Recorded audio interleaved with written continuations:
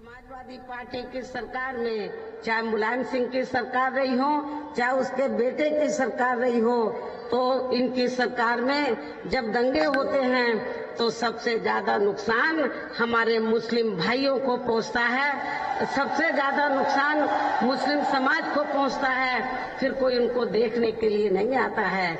लेकिन जब मैं उस समय एमपी थी, मेंबर पार्लियामेंट थी, तो मुझे भी रोक लिया गया था और बिजनौर में नहीं आने दिया गया था। तब जाकर बड़ी मुश्किल से सेंटर के दखल से मैं बिजनौर के लोगों से मिलने के लिए आई थी। ये भी आप लोगों को नहीं भुलाना चाहिए। प्रदेश में विकास के कार्य भी ज्यादातर यहाँ यानी कि सपा सरकार में ज्यादातर यहाँ एक विशेष क्षेत्र व एक समुदाय के लोगों तक ही सीमित होकर रह गए हैं। खासकर दलितों व अति पिछड़े वर्गों के मामले में तो ज्यादातर हमें इनका सोतेला रवैया ही देखने के लिए मिला है। इसके साथ ही इनके संतों, इन वर्गों के संतों, गुरुओं व महापुरुषों आदि को भी सम्मान नहीं दिया गया है। अर्थात इनका हमेशा अनादर ही इस सपा सरकार में किया गया है, जिसके अनेकों उदाहरण हैं। उनमें से कुछ का उल्लेख करना यहाँ मैं जरूरी समझती हूँ।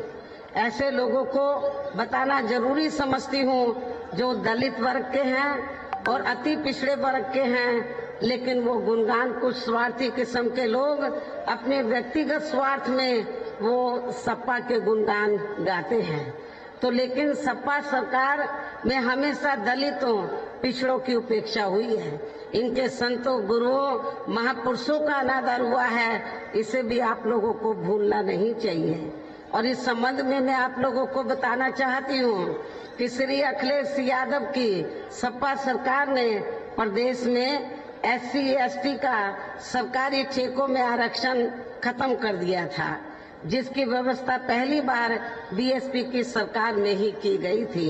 संसद में सपा ने SC/ST का पदोन्नति में आरक्षण का बिल फाड़ दिया था और उसे पास नहीं होने दिया था। SC/ST के छात्रों का विदेश जाकर पढ़ाई करने की योजना को सपा सरकार ने बंद कर दिया। पंचशील नगर का नाम बदलकर हापुड़ कर दिया। संत रविदास का नाम भी बदलकर इन्होंने भदोई कर दिया। भीमनगर का नाम बदलकर संभल कर दिया। छत्रपति शाहू जी महाराज मेडिकल कॉलेज का नाम बदलकर किंग जॉर्ज मेडिकल कॉलेज कर दिया। मान्यवर श्री कांशीराम जी कृषि विश्वविद्यालय बांदा का नाम बदल दिया। मान्य कोर्ट के निर्णय की आड़ में अनुसूचित जाति व जनजाति के कर्मचारियों का गलत तरीके से डिमोशन कर दिया। अनुसूचित जाति व जनजाति के छात्रों का शून्य शुल्क पर प्रवेश समाप्त कर दिया। अनुसूचित जाति व जनजाति के छात्रों की शुल्क प्रतिपूर्ति पर 60% की बाध्यता लगाकर उनकी छात्रवृत्ति रोकने का काम किया। मान्यवर श्री कांशीराम जी अरबी फारसी विश्वविद्यालय का भी नाम बदल दिया गया।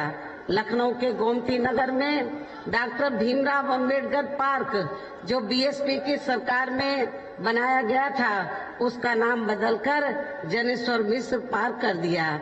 सरकारी भूमि आवंटन में SC/ST को मिलने वाली प्राथमिकता को खत्म कर दिया।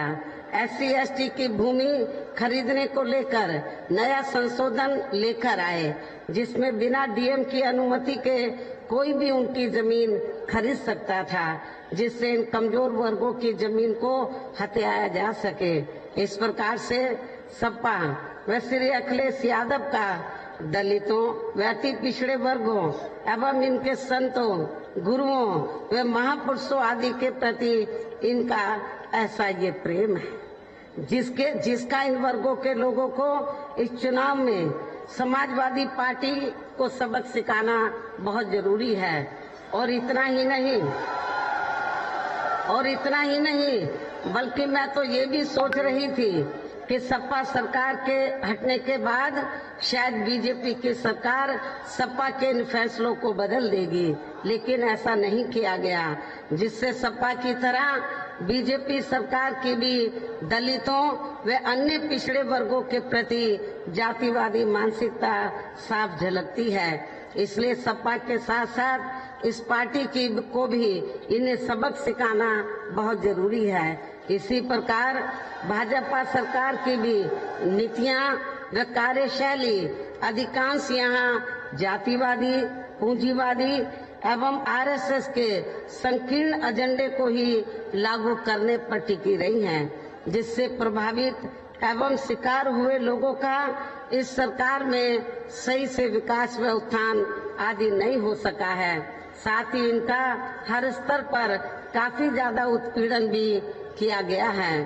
धर्म के नाम पर हमेशा यहाँ नफरत व धर्म के नाम पर हमेशा यह तनाव व नफरत आदि का वातावरण ही बना रहा है। तो ये थी बसपा सुप्रीमो